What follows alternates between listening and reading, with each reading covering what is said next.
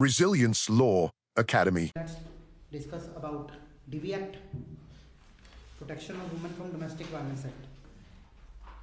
अब ये जो कुछ एक्ट्स होते हैं ना, इनके बारे में प्लीज़ ध्यान ही रखना, ये ना सब सोशली बेनिफिशियल लेजिस्लेशंस है।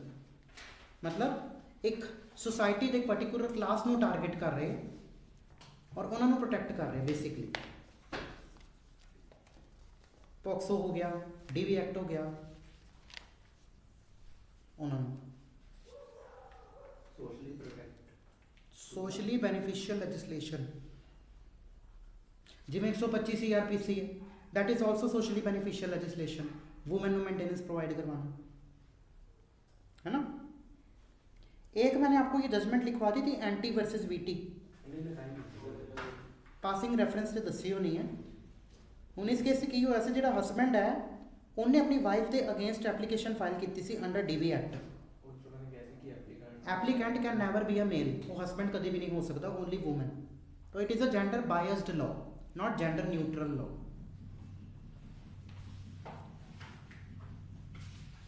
एक ये पॉइंट मैंने आपको लिखवा दिया था। इसके बाद ना हम सारी रीडिंग ही करेंगे डोमेस्टिक वायलेंस एक्ट की। जो मेन हमारे इश्यूज थे थोड़े से वो रह गए हैं, जिवें रिस्पोंडेंट की डेफिनेशन, शेयर्ड हाउस होल्ड की डेफिनेशन, हाँ DIR डोमेस्टिक इंसीडेंट रिपोर्ट, थोड़ा जिहा इहदे बारे आप डिस्कस करना है। फिर उस तो बाद सिंपली साडी रीडिंग ही है, क्योंकि ये एक्ट ऐसा एक्ट है ना, बेयर एक्ट ओरिएंटेड ज़्यादा है, ज़्यादा आंदा है क्वेश्चन। मेरा एक सवाल सीगा कि प्रोटेक्टेड प्रोटेक्शन ऑर्डर, हाँ आप पढ़ते हैं हाले आए नहीं आप पौधे थे। और जल्द से जल्द अपना कॉन्स्टिट्यूशन का टेस्ट मेरे को अटैम्प्ट करके दो, मैंने देखना कितना समझ आया आपको।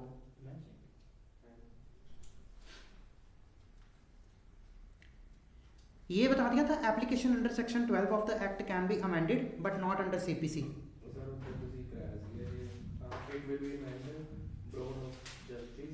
On the broad principles of justice, equity and good conscience.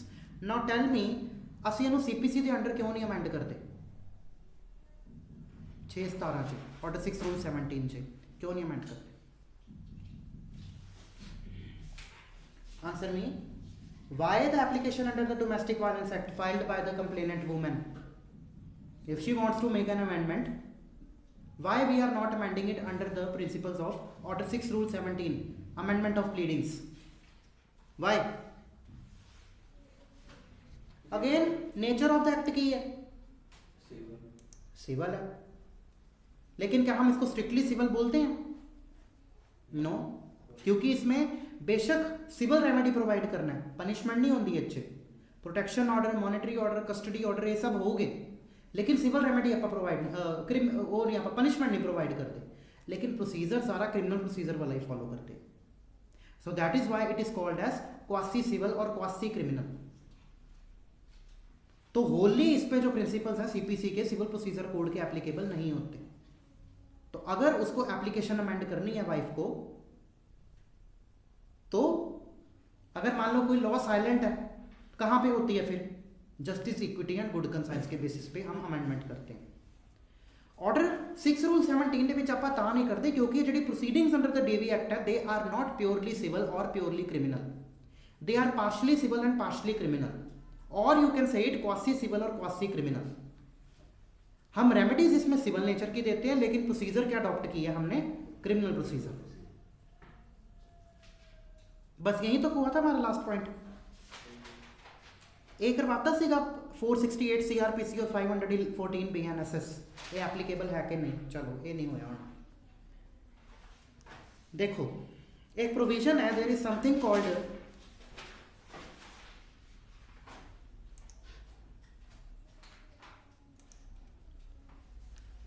in the law of criminal procedure, there is something called limitation for taking cognizance,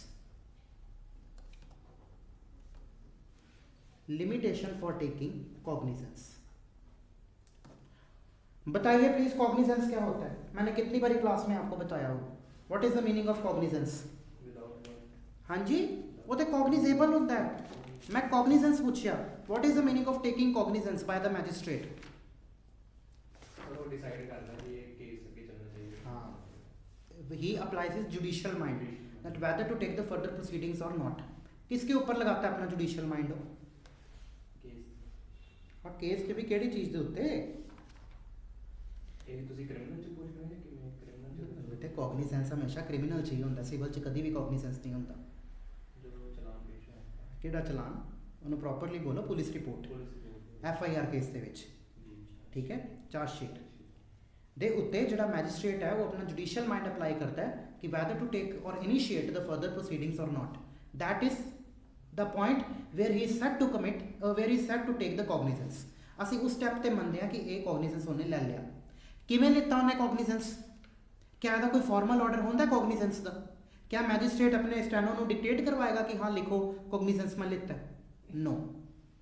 किवें होंदा फिर? आपको कैसे पता लगा कि हाँ उसने अपना जुडिशियल माइंड अप्लाई किया और आगे प्रोसीडिंग्स इनिशिएट करने को वो तैयार हो गया? How do you come to know? हैं जी कहाँ से? वेरी गुड, समन इशू करके अक्यूज ਨੂੰ बुला के समन इशू करके जो ने जुडिशियल माइंड अप्लाई करके उन्होंने लग्या कि हाँ देयर इज नो रिक्वायरमेंट कि ਅਸੀਂ ਅੱਗੇ ਪ੍ਰੋਸੀਡਿੰਗਸ ਤੇ ਵਧੀਏ ਤੇ ਉੱਥੇ ਹੀ क्लोज कर देगा केस ਉਹ मैजिस्ट्रेट। समन ਦਾ ਵੀ ਆਰਡਰ ਹੀ ਹੋਊਗਾ ਫਿਰ। हाँ बट ਆਪਾਂ ਟੈਕਨੀਕਲੀ ਕੀ ਬੋਲਣਾ ਹੈਗਾ, from the issue of process we come to know कि he has taken the cognizance of the offence. अगर उन्हें कॉग्निजेंस नहीं लिता दैट मीनस उन्होंने लगे ही नहीं कि इन्ने एविडेंसिस है ने चार्जशीट दे विच, उत्थे केस क्लोज हो जाएगा। फिर तुसी हाई कोर्ट जाओ या फिर अपना एपीलेट कोर्ट च जाओ।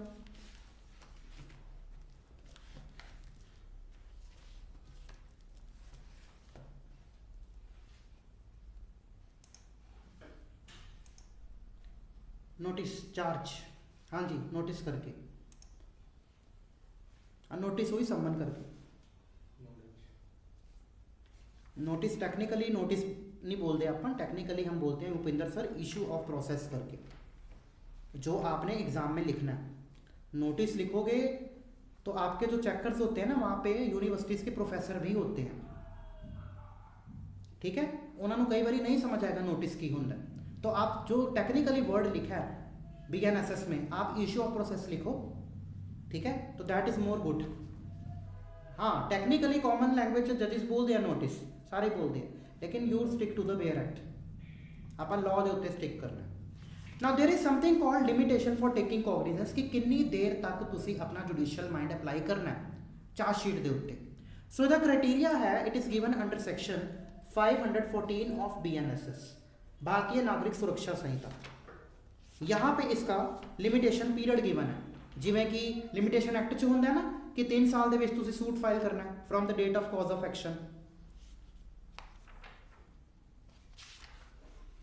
अब ये होता है अगर offence is punishable with fine है, पनिशेबल विद फाइन ओनली, तो मैजिस्ट्रेट ने कितनी देर में कॉग्निजेंस लेना है? 6 मंथ्स में। ये लिमिटेशन पीरियड्स हैं। Second, if the offence is punishable with less than और इक्वल टू 1 ईयर, ठीक है, इंप्रिजनमेंट ऑफेंस पनिशेबल है with imprisonment of less than और इक्वल टू 1 ईयर, ता कितनी देर दे विच कॉग्निजेंस लेना तुसी मैजिस्ट्रेट ने? 1 ईयर में, 1 साल में। तो याद रखो तुसी कल आने वाले फ्यूचर मैजिस्ट्रेट्स हो तो प्रॉपर तुहानू प्रोसीजर पता होवे, नहीं तो High Court suo motu action लेंदी है। Third is offence is punishable with more than 3 years imprisonment।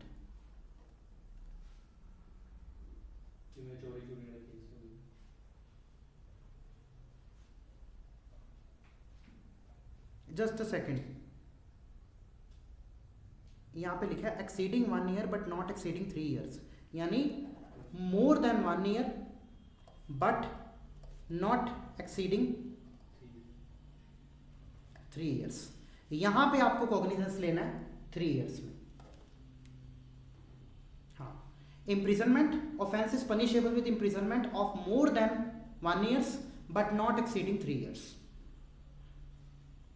मतलब 1 ਸਾਲ ਤੋਂ ਬਾਅਦ ਲੇਕਿਨ 3 ਸਾਲ ਤੋਂ ਘੱਟ 1 ਤੋਂ 3 ਦੇ ਵਿੱਚ ਤਾਂ ਕਿੰਨੀ ਦੇਰ ਦੇ ਵਿੱਚ ਮੈਜਿਸਟ੍ਰੇਟ ਕੌਗਨੀਜ਼ੈਂਸ ਲਏਗਾ 3 ਇਅਰਸ ਦੇ ਵਿੱਚ।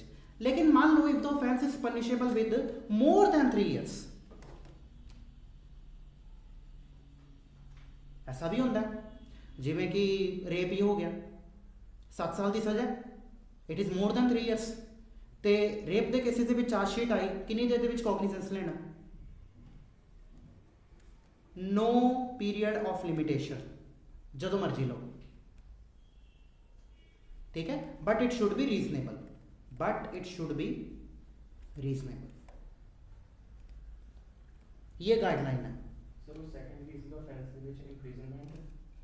Offence is punishable with imprisonment of less than or equal to 1 year, the cognizance the time period है 1 year। Offence is punishable with more than 1 year but not exceeding 3 years, the cognizance the time period है 3 years।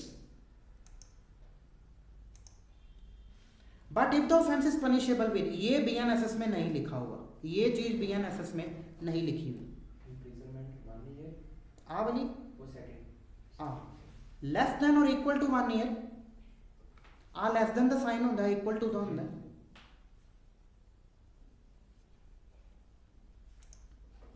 ठीक है। हाँ जी, courts की judgement से हमारे पास no period of limitation, but it should be reasonable, ये गाइडलाइन है हमारे पास। ये फेवरेट है पीटी में, पंजाब एंड हरियाणा के प्री में ये क्वेश्चन अक्सर पूछे जाते हैं,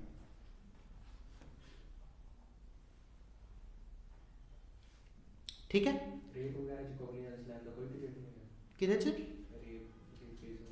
रेप दा क्राइटेरिया की रेप की सज़ा कितनी है 7 साल, तो केड़ी कैटेगरी च फॉल करेगा चारां चो,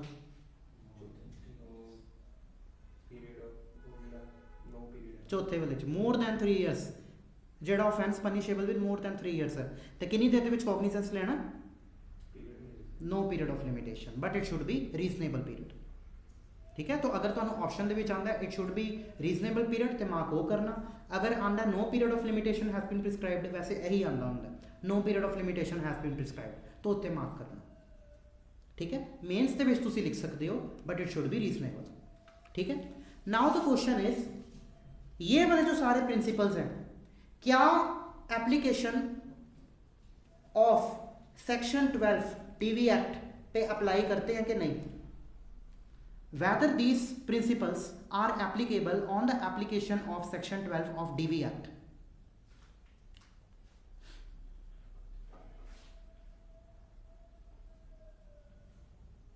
लिखो प्लीज इसको, नो, आंसर इज नो, नहीं अप्लाई करते, full stop. Only the trial is conducted by the magistrate but not all the provision of CRPC or BNSS are applicable। Only the trial is conducted by the magistrate but not all the provision of BNSS are applicable। Purpose देखो ना act का की है, not all the provisions of BNSS are applicable। आप purpose देखिए act का क्या है, वुमेन नू डोमेस्टिक वायलेंस से अगेंस्ट प्रोटेक्ट करना। स्ट्रिक्टली अगर हम BNSS की प्रोविजन नहीं भी अप्लाई करते कोई बात नहीं, हाँ ब्रॉडली होनी चाहिए, लेकिन this is too technical provision. ये आपको विद जजमेंट्स पता लगेगा कि केड़ी चीज़ बहुत टेक्निकल होती है, केड़ी चीज़ लैस टेक्निकल होती है। ये असं जो CPC करांगे ना, उस तुहानू दसूंगा कि टेक्निकल प्लीज की होंदियां और नॉन टेक्निकल प्लीज केड़ियां होंदियां, ठीक है। टेक्निकल प्ली के उत्ते अगर कोई case heard and finally decided भी मान लिता जाए ना, तो फिर भी उदों रेस्क्यू डिकाटा एप्लीकेबल नहीं होंदा, क्योंकि वो टेक्निकल सी। पार्टीज़ नू हर्ड एंड फाइनली डिसाइडेड यानी कि प्रॉपर अपॉर्चुनिटी मिली ही नहीं अपना केस प्रेजेंट करने की। मान लो अगर कोई केस डिसाइड हो जाए on the basis of limitation कि it is barred by limitation, तो क्या आप उसको रेस्क्यू डिकाटा के लिए हर्ड एंड फाइनली डिसाइडेड मानोगे? आंसर इज नो, क्योंकि लिमिटेशन की जो प्ली है ये टेक्निकल प्ली है, पार्टी को अपना केस प्रेजेंट करने का डिफेंस देने का मौका नहीं मिला, तो it is not set to be heard and finally decided. Similarly यहाँ पे जो ट्रायल है DV एक्ट में वो मैजिस्ट्रेट कंडक्ट करेगा, लेकिन सारी प्रोविजंस CRPC की या BNSS की एप्लीकेबल नहीं होती। वाई? बिकॉज पर्पस क्या है? डोमेस्टिक वायलेंस से प्रोटेक्ट करना वुमेन को। ना कि हमने जो स्ट्रिक्ट प्रोसीजर है उसको फॉलो करना। ਤੁਸੀਂ कोई प्रोसीजरल लॉ नहीं ना किता हले CPC या CRPC, वो बड़ी फेमस लाइन होती है कि procedure is the handmade of justice and not it's mistress. Justice ਨੂੰ फर्दर करने ਲਈ प्रोसीजर हैगा, जस्टिस नहीं है प्रोसीजर। प्रोसीजर एक मीडियम है, एक प्रोसैस है कि जिहदे नाल तुसीं जस्टिस प्रोवाइड करते हो। ਉਹਦੇ ਲਈ अगर तुसीं स्लाइटली थोड़ी मॉडिफिकेशन भी कर दो प्रोसीजर दियां, it is allowed, it is permissible also. A supreme court की खुद ऐसा कहना, ठीक है। एक तो फेमस केस आंदा CPC ते सैलिम एडवोकेट बार एसोसीएशन वाला, वो च गल हैंड की गई सी। सो कोई लैंडमार्क केसिस है, स्ट्रिक्टली तुसीं नहीं फॉलो करोगे CRPC की provision, only the trial will be conducted by the magistrate. हुण मैजिस्ट्रेट मान लो क्योंकि ये पनिशमेंट तो होंगी नहीं, ऑफेंस तो कोई है नहीं DV एक्ट च, तो ऑफेंस का ये तो क्राइटेरिया लिता होया कि असीं कॉग्निजेंस कदों कदों लैना, तो दैट इज नॉट मैंशनड। तो सिमिलरली ये प्रोविजन भी अप्लाई नहीं करेगी under the DV act section 12 की एप्लीकेशन पे। ऑलराइट, आप थोड़ा सा अगर मॉडिफाई कर सकते हो प्रोसीजर तो कर लो, कर सकते हो वैसे। मतलब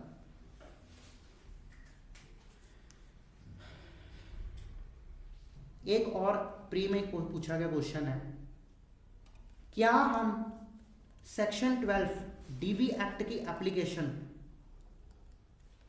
can be equated with complaint under section 2D read with section 200 CRPC।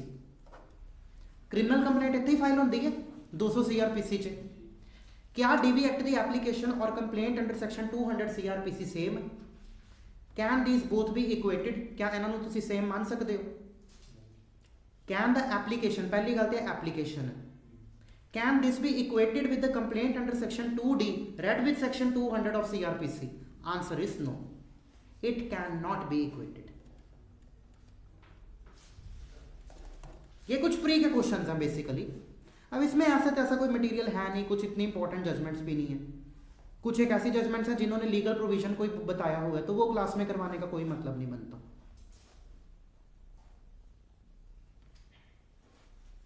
एक सेंटेंस लिखो please, domestic violence is a continuing wrong. ये ना एरोस पापा के लिखी जो सेंटेंसेस, पॉइंटर्स है बेसिकली, फैक्चुअल थिंग्स है। Domestic violence is a continuing wrong in nature. Domestic violence is a continuing wrong in nature. Full stop. Now who will tell me what is the meaning of continuing wrong? आप में से कौन बताएगा continuing wrong का मतलब क्या होता है? लिमिटेशन एक्ट पढ़े हो या तुसी बताओ, टॉट भी पढ़े होना, बताओ continuing wrong क्या होता है? Equated।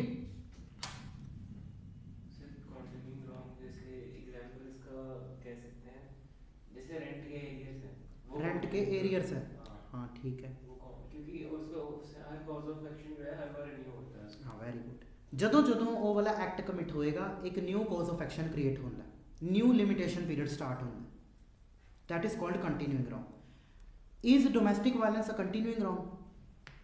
यस। अगर हस्बैंड ने वाइफ नू आज एक स्लैप किया, इस आज की डेट, आज कितनी तरीक है? 11 तरीक, हाँ, आज ਉਹਦਾ एक fresh cause of action start होएगा to file complaint under section 12। कल को उसने फिर एक डोमेस्टिक वायलेंस का एक्ट किया, मान लो उसको कोई सेक्सुअल अब्यूज किया, कल फिर एक स्टार्ट होगा, तो वो 2 केस लगा सकती है। परसों फिर किया, एक स्लैप और लगा दी, परसों एक और होएगा, तो 3 केस वो लगा सकती है DV एक्ट के। तो that is the meaning of continuing wrong. ठीक है, हाँ जी उपिंदर सर, वेरी नाइस, आपको बेयर एक्ट अच्छी तरह से याद है, आई एम हैप्पी।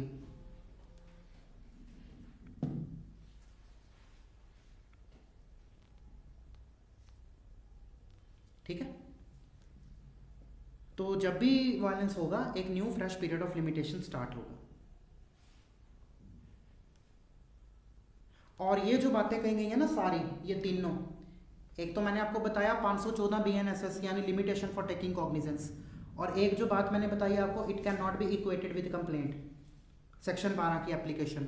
और तीसरा मैंने बताया domestic violence is a continuing wrong. ये तीनों बातें it was held in the case of Kamachi versus Lakshmi Narayan. Lakshmi Narayan 2022 supreme court. It is a famous case, ये रिसेंट भी है, ठीक है। ये सारी बातें यहां पे हेल्ड की गई थी। अब निकालो सेक्शन 2Q, रिस्पोंडेंट की डेफिनेशन। रिस्पोंडेंट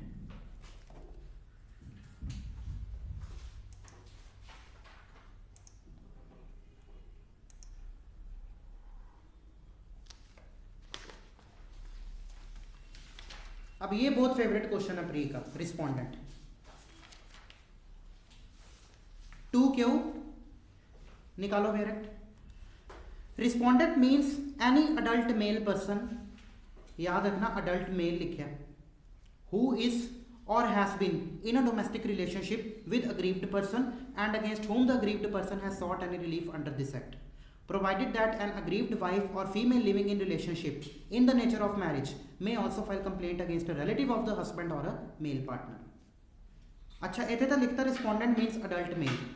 मान लो अगर वाइफ के उत्ते हस्बैंड की सिस्टर ने कोई डोमेस्टिक वायलेंस किया तो फिर उसके अगेंस्ट क्या कंप्लेंट नहीं फाइल कर सकती, आई मीन एप्लीकेशन नहीं फाइल कर सकती। बट यहाँ तो वो लिखा हुआ है अडल्ट मेल ही होगा। Adult mail means more than 18 years. लेकिन लेट्स से कि हस्बैंड की वाइफ ने कोई डोमेस्टिक वायलेंस, हस्बैंड की सिस्टर ने कोई डोमेस्टिक वायलेंस हस्बैंड की वाइफ के साथ कमिट कर दिया। ओदी ननान लगी, हाँ ननंद ने अपनी भाभी के साथ कोई डोमेस्टिक वायलेंस का एक्ट कमिट कर दिया। हस्बैंड की मदर ने यानी वाइफ की सास ने उसके साथ कोई डोमेस्टिक वायलेंस का एक्ट कमिट कर दिया, क्या उसके ऊपर फिर केस नहीं बनता? सेक्शन 12 की एप्लीकेशन नहीं लाई करती। क्यों? क्योंकि यहाँ पे तो लिखा है मीन्स ओनली अडल्ट मेल। अब द सासू माँ एंड द ननंद इज नॉट अडल्ट मेल। हाँ ठीक है रिलेटिव तो कर सकते हैं, लेकिन डज दैट मीन कि अडल्ट मेल ही होना चाहिए रिस्पोंडेंट? वो तो रिलेटिव ऑफ द रिस्पोंडेंट बन गया। Can they themselves be respondent? सासू माँ क्या खुद रिस्पोंडेंट हो सकती हैं, या ननंद जी क्या खुद रिस्पोंडेंट हो सकती हैं? Tell me.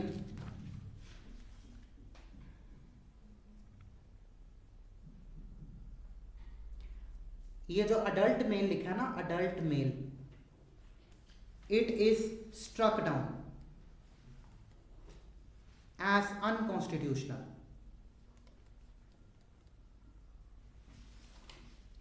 by the Supreme Court in the case of Harsora versus Harsora. इसका पूरा नाम है Hiralal P Harsora versus Kusum Narottam Das Harsora.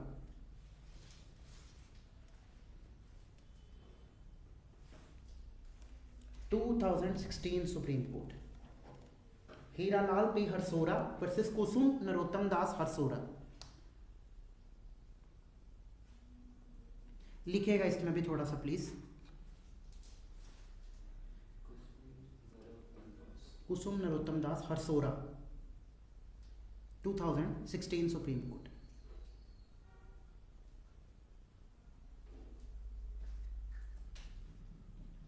It was held that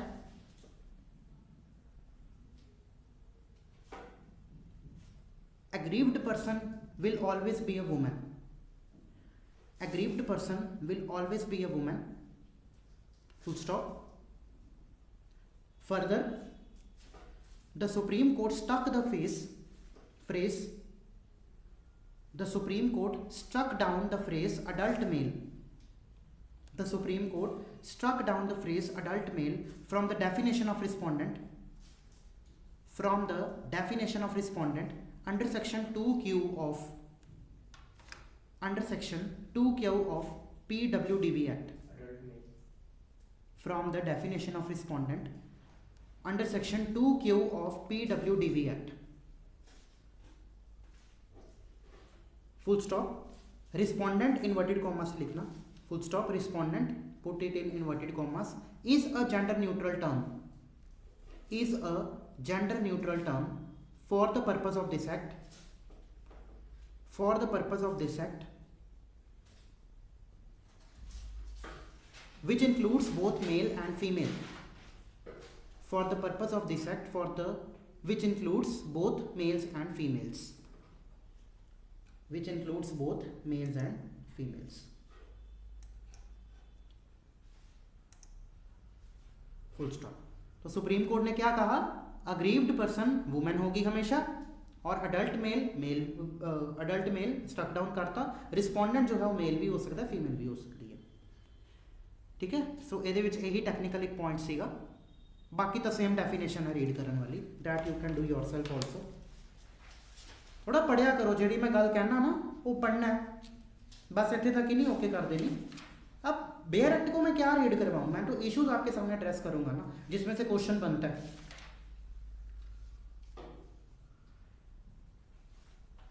take out definition of shared household, section 2S, shared household करियो रीड जरा Shashikant. Shared household means a household where the person aggrieved lives or at any stage has lived in a domestic relationship, either singly or along with the respondent, and includes such a household whether owned or tenanted either jointly by the aggrieved person and the respondent, or owned or tenanted by either of them, in respect of which either the aggrieved person or the respondent, or both jointly or singly, have any right, title, interest or equity, and includes such a household which may belong to the joint family of which the respondent is a member, irrespective of whether the respondent or the aggrieved person has any right, title or interest in the shared household। ठीक है, simple definition ही है।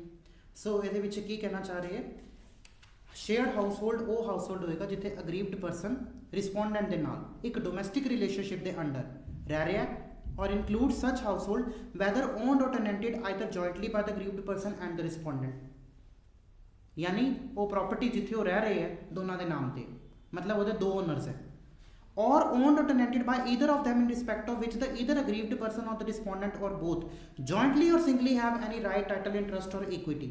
जिमें for example mail है, ਉਹਨੂੰ property को parcenary property मिली, लेकिन ਉਹਦੇ ਵਿੱਚ ਉਹਦੀ वाइफ भी रह रही है, ਉਹਦੇ बच्चे भी रह रहे हैं, that will also be considered to be a shared household, क्योंकि ਉਹਦੇ ਵਿੱਚ अलोन सिंगली किहदा राइट हैगा, हस्बैंड का है, मेल का है, तो वो भी ਇਹਦੇ अंडर फॉल करेगा। includes such a household which may belong to the joint family of which the respondent is a member, irrespective of whether the respondent or aggrieved person has any right or interest in the shared household। उन्हें जरूरी नहीं है कि वो aggrieved ਜਿਹੜੀ woman है, aggrieved person है, ਉਹਦਾ भी उस घर ਦੇ ਵਿੱਚ ਕੋਈ राइट ਹੋਵੇ, that is not necessary। ਹੁਣ को पार्सनरी प्रॉपर्टी मिली है, या मान लो को पार्सनरी प्रॉपर्टी नहीं भी मिली, जॉइंट फैमिली प्रॉपर्टी है, जॉइंट फैमिली प्रॉपर्टी की होती है कि सारे ਜਿਹੜੇ को पार्टनर्स इकट्ठे रह रहे हैं, ਉਹਦੇ ਵਿੱਚ ਇਹਦਾ ਕੁਝ 1/5 ਜਾਂ 1/6 ਕੁਝ ਵੀ ਸ਼ੇਅਰ ਹੈ, ਇਹ ਰਹਿੰਦਾ ਪਿਆ ਆਪਣੀ ਫੈਮਿਲੀ ਦੇ ਨਾਲ ਰਹਿ ਰਿਹਾ। ਠੀਕ ਹੈ, ਹੁਣ ਇਹਦੇ ਵਿੱਚ ਅਗਰੀਵਡ ਪਰਸਨ ਦਾ ਤੇ ਕੋਈ ਰਾਈਟ ਹੈ ਨਹੀਂ ਨਾ, still for the purpose of DV Act that household will be considered to be a shared household। इसके साथ आप पढ़ो थोड़ा सा सेक्शन 17 निकालो, this is to be read with section 17।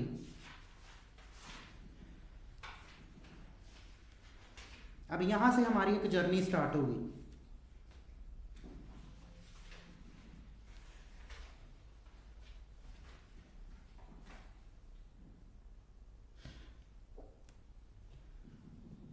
Notwithstanding anything contained in any other law for the time being in force। करा notwithstanding का की मतलब होता है, किन्नू ओवरराइड कर रहे ए प्रोविजन किन्नू ओवरराइड कर रही है, सैक्शन 17 ਦੇ ਵਿੱਚ जो गल लिखी है एवरी वूमन इन डोमैस्टिक रिलेशनशिप है, जी सारी गल लिखी हुई है, किन्नू ओवरराइड कर रही है, any other law for the time being in force, कोई भी, in fact including this law भी। Every woman in a domestic relationship shall have the right to reside in the share household whether or not she has any right, title or beneficial interest in the same। बोलो अब इन्होंने क्या बात लिख दी। अब पहले पता क्या होता था, ਇੱਕ ਫਾਦਰ ਹੈ ਨਾ ਕਿਸੇ ਘਰ ਦਾ, ਉਹ ਆਪਣੇ ਬੇਟੇ ਨੂੰ ਬੇਦਖਲ ਕਰ ਦਿੰਦਾ ਸੀ ਪ੍ਰਾਪਰਟੀ 'ਚੋਂ, ਤਾਂ ਕਿ ਉਹਦੀ ਜਿਹੜੀ ਵਾਈਫ ਹੈ ਉਹਨੂੰ ਕੋਈ ਰਾਈਟ ਨਾ ਮਿਲੇ ਸ਼ੇਅਰਡ ਹਾਊਸ ਹੋਲਡ ਦਾ, ਜਾਣ ਕੇ ਕਰਦਾ ਸੀ, ਕਿਉਂਕਿ ਸੈਕਸ਼ਨ 17 ਉਹਨੂੰ right to shared household ਦਾ ਰਾਈਟ ਦਿੰਦਾ, ਈਵਨ ਦੋ ਉਹਦੇ ਘਰ ਦੇ ਵਿੱਚ ਕੋਈ ਰਾਈਟ ਹੋਵੇ ਨਾ ਹੋਵੇ, ਇੰਟਰਸਟ ਹੋਵੇ ਨਾ ਹੋਵੇ, ਟਾਈਟਲ ਹੋਵੇ ਨਾ ਹੋਵੇ, ਸੈਕਸ਼ਨ 17 ਉਹਨੂੰ ਐਸਾ ਰਾਈਟ ਦੇ ਰਿਹਾ ਸ਼ੇਅਰਡ ਹਾਊਸ ਹੋਲਡ ਦਾ। ਲੇਕਿਨ ਉਹਦੇ ਕੋਲ ਰਾइट आया कितों, उस वुमेन के कोल, हाउ, कहाँ से आया वो राइट उसके पास? वाइफ बन के नैचुरली जो अपने पति के नाल मैरिज हुई हसबैंड के नाल, ताही आया शेयर्ड हाउस होल्ड का राइट। इनफैक्ट तभी तो हम शेयर्ड हाउस होल्ड की डेफिनेशन पढ़ते हैं, रिस्पोंडेंट से आ रहा है उसको राइट। अब रिस्पोंडेंट के फादर ने इसको बेदखल कर दिया फ्रॉम द प्रॉपर्टी। हाउएवर आपने हिंदू सक्सेशन एक्ट में बेदखल का कंसेप्ट पढ़ा? हाँ जी, बेदखल कोई चीज़ ही नहीं होती, पहली बात तो लॉ उसको रिकॉग्नाइज ही नहीं करता, ठीक है। तो मान लो ये फादर ने अपने सन ਨੂੰ बेदखल कर दिता, क्या ਉਹਦੀ वाइफ यानी ਉਹਦੀ बहू फिर भी ਉਹਦੇ ਘਰ ਦੇ ਵਿੱਚੋਂ राइट ले सकती, क्लेम कर सकती है शेयर्ड हाउस होल्ड के under? Answer is yes, as per section 17 clause 1। लेकिन 17 क्लॉज 2 देखो, the aggrieved person shall not be evicted or excluded from the shared household or any part of it by the respondent save in accordance with the procedure established by law। अब ये क्या है? in accordance with the procedure established by law, the aggrieved person shall not be evicted, evicted मतलब उसको घर से नहीं निकाला जा सकता, from the shared household or any part of it by the respondent except यानी save in accordance with the procedure established by law। कौन सा प्रोसीजर एस्टैब्लिश्ड बाय लॉ? इसकी बेस्ट एग्जांपल क्या हो सकती है? Tell me. कोर्ट के order से उसको अलग रहने के लिए, ठीक है। और अच्छा, एक क्वेश्चन का आंसर दियो, अगर कोई वाइफ अडल्टरी ਦੇ ਵਿੱਚ ਰਹਿੰਦੀ ਹੋਵੇ, क्या ਉਹ 125 सीआरपीसी ਦੀ मेंटेनेंस क्लेम कर सकती है? Karan, are you playing in the class?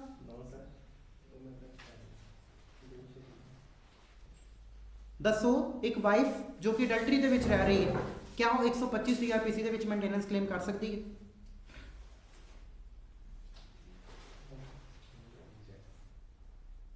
हाँ जी, ऑनलाइन स्टूडेंट्स आप बताइए please. No, she can not, ठीक है। क्या वो शेयर्ड हाउस होल्ड क्लेम कर सकती है? कितने लिखी है कल? अच्छा, मान लो उन्हें राइट मिल गया to the shared household, the women the aggrieved person wife got the right to shared household from the respondent, उसकी प्रॉपर्टी में उसको शेयर्ड हाउस होल्ड में राइट मिल गया, लेकिन बाद में ये प्रूव हो जाता है कि that women was living in adultery, now can she be evicted? क्या उसको घर से निकाला जा सकता है? निकाला जा सकता है। So living in adultery is a procedure established by law, और प्रोसीजर इस्टेब्लिश्ड बाय लॉ के अकॉर्डिंग आप उसको घर से निकाल सकते हैं।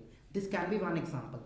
दूसरा एग्जांपल जैसे आपने बताया, कोई भी जैसे लॉ उसको कह रहा हो, ठीक है, डिस्क्वालीफाई कर रहा हो लॉ उसको, कोई भी, ये ना बेसिकली कस्टमरी लॉज में होता है ऐसा सब, पंजाब कस्टमरी लॉज में, वहां पे इसको ये राइट एविक्शन का जो है तब उसको एविक्ट कर सकते हो, अदरवाइज आप इसको एविक्ट नहीं कर सकते, ठीक है।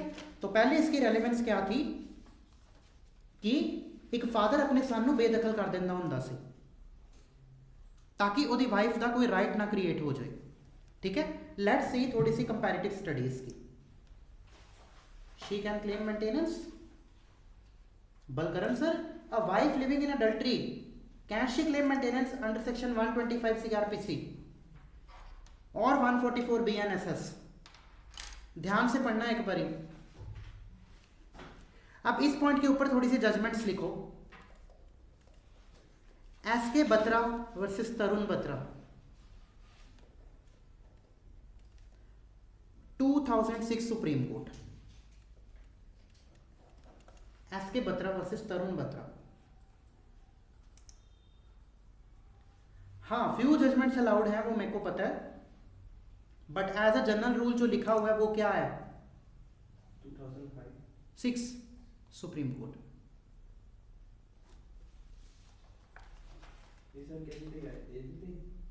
शेयर्ड हाउस होल्ड के उत्ते लिखो wife has no right to reside in a shared household wife has no right to reside in a shared house hold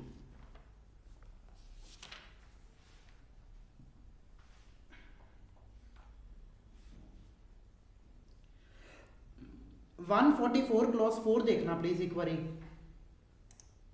Balkaran sir उत्थे तो आंसर मिल जाएगा BNSS का इसको लिखो थोड़ा SK Batra versus Tarun Batra supreme court 2006 wife has no right to reside in a shared household which is owned by her in laws which is owned by her in laws कौन होंगे हैं हाँ and in which her husband has no interest and in which her husband has no interest तो इन्होंने क्या कह दिया 2006 में सुप्रीम कोर्ट ने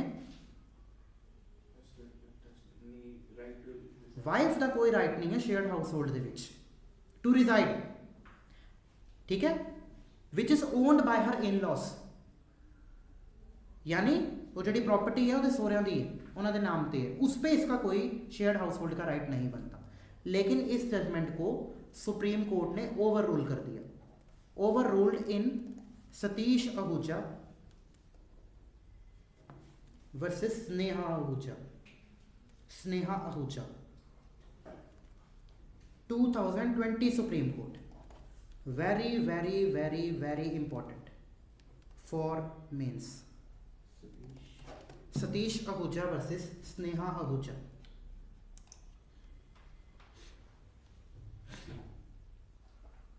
इसको ओवर रूल कर दिया लिखो इसके अंदर क्या हेल्ड हुआ था डॉटर इन लॉ हैव इस टाइम पे काफ़ी ह्यू एंड क्राई भी हुआ था मतलब काफ़ी क्रांति भी आई इस जजमेंट तो बाहर काफ़ी क्रिटिसाइज भी किया गया काफ़ी पॉजिटिव भी कमेंट्स रहे न्यूज़पेपर्स ਵਿੱਚ काफ़ी ਹੁੰਦਾ ਸੀਗਾ daughters in law have right to claim residence in a shared household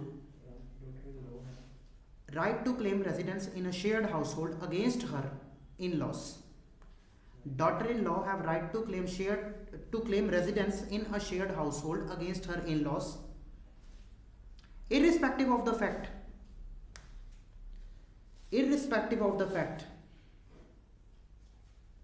whether the husband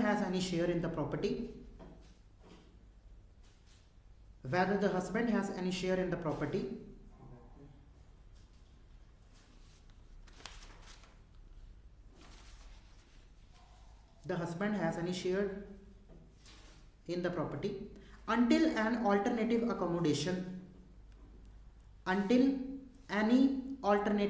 accommodation bracket च even rental आप ब्रैकेट च लिखना even rental in lieu of the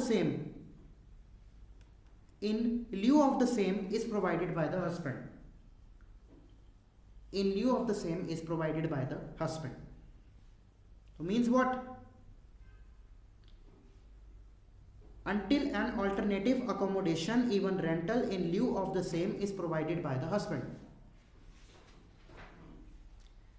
तो सुप्रीम कोर्ट ने की हेल्ड किया डॉटर इन लॉ दा right to claim residence है in the shared household of the in laws दी प्रॉपर्टी दे विच बेशक चाहे उस हस्बैंड का उस प्रॉपर्टी दे विच कोई राइट या इंटरस्ट होवे ना होवे ठीक है कदों तक है अंटिल उन्होंने कोई ऑल्टरनेट अकोमोडेशन हस्बैंड कोई खुद ही उन्होंने प्रॉपर्टी नहीं लै दिंदा या फिर उन्होंने कोई रेंट ते घर नहीं लै दिंदा या रूम नहीं लै दिंदा तद तक वो shared household of her in loss right है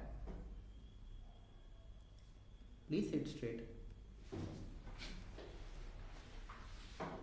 ठीक है अब इस जजमेंट को फर्दर एक्सपैंड किया गया था expanded in the case of Prabha Tyagi ये तो हिंदू लॉ च भी पढ़िया होना case Prabha Tyagi versus Kamlesh Devi 2022 supreme court again very very very very important for mains इसमें से तो सीधा क्वेश्चन भी आया हुआ है प्रभा त्यागी वर्सेस कमलेश देवी में से इसके ना ऐसे पॉइंटर्स बना के लिखो थोड़े एरो बना के the concept of constructive residence was invoked the concept of constructive residence was invoked?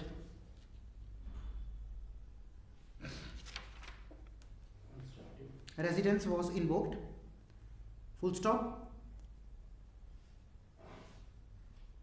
Constructive residence means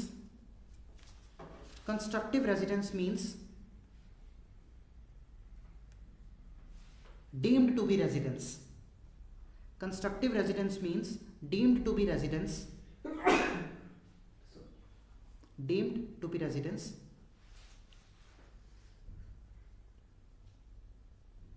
Where a situation like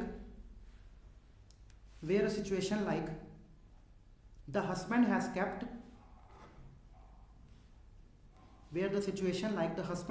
wife in such a place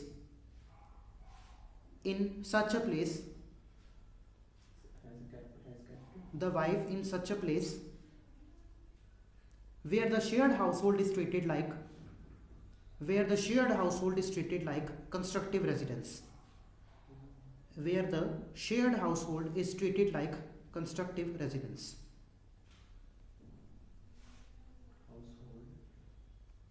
Where the Shashika repeat करना, मेरे को ये काफ़ी ना कॉम्प्लिकेटेड है, मैं तो सिंपली लिखवाया है. Shared household is treated like constructive residence. ये काफ़ी कॉम्प्लिकेटेड उन्होंने गल कही सी, मैं तो सिंपली लिखवाई है. ਇਹਦਾ मतलब ये है कि मान लो हस्बैंड ਉਹਨੂੰ ਕਿਸੇ ऐसी जगह ਤੇ ਰੱਖਦਾ ਹੈ ਜੋ ਉਹਦੀ ਖੁਦ ਦੀ ਵੀ ਨਹੀਂ ਹੈ, ਲੇਕਿਨ ਹਸਬੈਂਡ ਐਂਡ ਵਾਈਫ ਉਹਨੂੰ ਟ੍ਰੀਟ ਕਿਸ ਤਰ੍ਹਾਂ ਕਰਦੇ ਪਏ ਆ as a shared household. So that is called as constructive residence. ਮੰਨ ਲਓ ਹਸਬੈਂਡ ਉਹਨੂੰ ਆਪਣੇ ਕਿਸੇ ਫਰੈਂਡ ਦੇ ਘਰ ਰੱਖਦਾ ਪਿਆ, ਕਿਸੇ ਹੋਰ ਕਜ਼ਨ ਦੇ ਘਰ ਰੱਖਦਾ ਪਿਆ, ਉੱਥੇ ਉਹ ਵਾਈਫ ਜਿਹੜੀ ਹੈ ਔਰ ਹਸਬੈਂਡ ਜਿਹੜਾ ਹੈ ਉਹਦੇ ਘਰ ਨੂੰ ਆਪਣਾ ਘਰ ਹੀ ਸਮਝਦੇ ਪਏ ਨੇ. That is called as constructive residence. ਉਹਦੇ 'ਚ ਵੀ ਵਾਈਫ ਦਾ ਰਾਈਟ ਹੈਗਾ. ਅਨਦਰ ਪੁਆਇੰਟ ਲਿਖੋ, ਸੈਕਿੰਡ ਪੁਆਇੰਟ ਕਰ ਗਈ ਹਾਂ ਐਰੋ ਬਣਾ ਕੇ, ਕੁਛ ਵੀ whatever. non requirement of domestic relationship.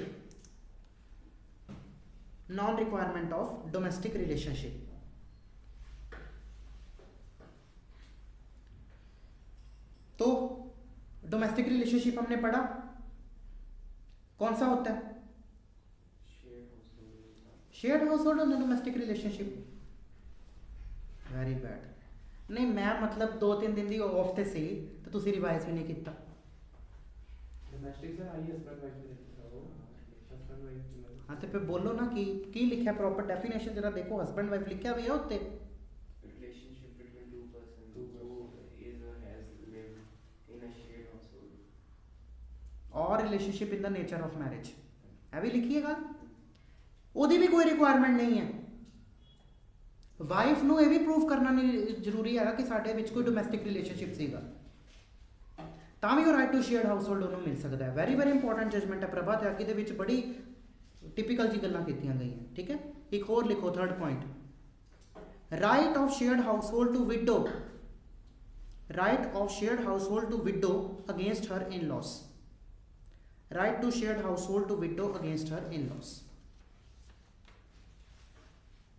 तो मतलब अगर कोई विडो है ਉਹਦਾ भी राइट है अपने इन लॉस की प्रॉपर्टी ਦੇ ਵਿੱਚ shared household to widow against her in laws. ठीक है. एक 2E निकालो, डोमेस्टिक इंसीडेंट रिपोर्ट. DIR ਇਹਨੂੰ ਕਹਿੰਦੇ ਆਪਾਂ. It is called as DIR, domestic incident report.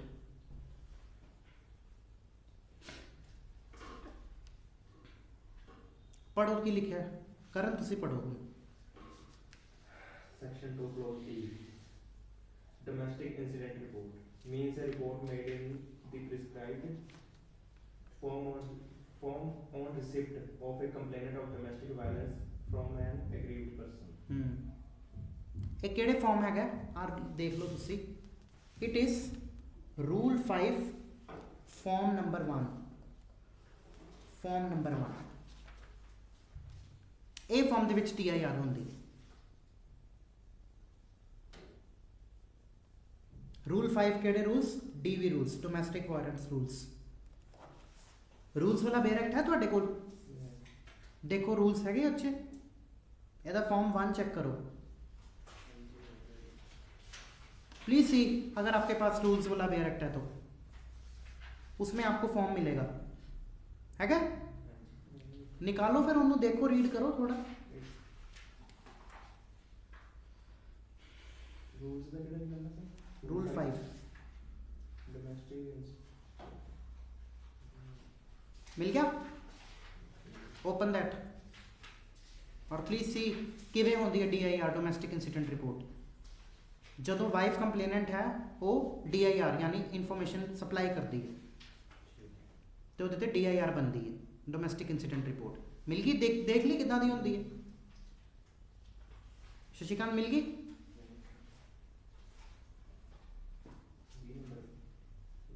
मिली नहीं? रूल 5 वाला आ गया।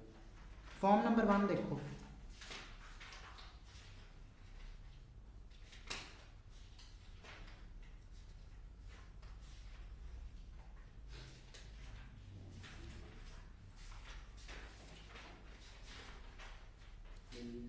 मिल गई? इस तरह की होंगी है DIR, ठीक है। सो ये तुसी सैल्फ रीड करना, देखना केड़े केड़े कॉलम्स होंगे ये च, ओके। चलो अब ये हमारे थोड़े से इनिशियल टॉपिक्स कंप्लीट हुए। ठीक है सर, हाँ जी। देखी हुई लगी होती है ਵਿੱਚ। हाँ यही होती है। इसमें जो आपका DV एक्ट में जो इम्पोर्टेंट है, एक तो डेफिनेशन ही बहुत इंपॉर्टेंट है अपने आप में, मोस्ट इम्पॉर्टेंट। एक तो काइंड्स ऑफ रिलीफ्स इंपॉर्टेंट है और प्रभा त्यागी वाली जजमेंट बहुत इंपॉर्टेंट है। ये निकाल के थोड़ा रीड करने की कोशिश करना, DV एक्ट में काफ़ी क्लैरिटी मिलेगी आपको। Now take out section 4। Section 3 हमने रीड कर लिया था, टाइप्स ऑफ डोमेस्टिक वायलेंसेस। निकालो सेक्शन 4।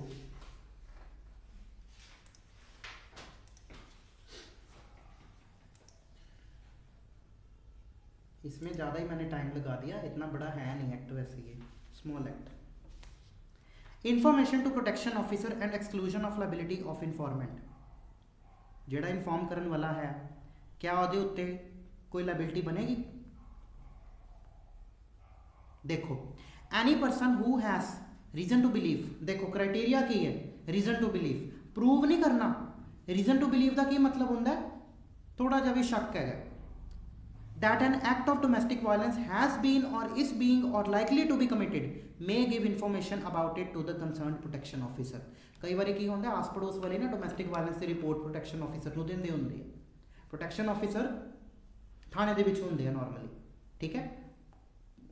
एक पर्सन होंदा ਉਹਦੇ ਕੋਲ काफ़ी सारी अथॉरिटीज़ ਹੁੰਦੀਆਂ। He can be protection officer also, he can be labour officer also, मतलब ਜਿਹੜੇ लेबर वगैरह की कंप्लेंट देखे। टैक्नीकली तो लेबर कोर्ट जो होंगे या लेबर ऑफिसर उत्थे बैठते, लेकिन अगर कोई मान लो लेबर रिलेटिंग कंप्लेंट है तो वो थाने दे विच भी जो पर्सन होंगे उन्होंने फाइल की जा सकती है पुलिस स्टेशन के विच। सिमिलरली प्रोटेक्शन ऑफिसर भी होंगे। की होया? केड़ी? नहीं नहीं, वो अलग है, मैरिज वाली वो अलग चीज़ है। हाँ जी, वो अलग है, वो हाई कोर्ट तो नहीं होंगी, इतों भी मिल जाती है, लेकिन इतने तो चलो एज अ जजमेंट्स मिली है, लेकिन लॉ कहता वो हाई कोर्ट तो मिलूगी, इतों भी मिल जाती है, पता है। कई बार की होंगे आस पड़ोस वाले ना प्रोटेक्शन ऑफिसर को रिपोर्ट दे देंगे है अबाउट द डोमेस्टिक वायलेंस। उनको ये डर रहता है कि अगर हमने रिपोर्ट दी तो हमारे ऊपर भी केस चल पड़ेगा इन्फॉर्मेंट के ऊपर।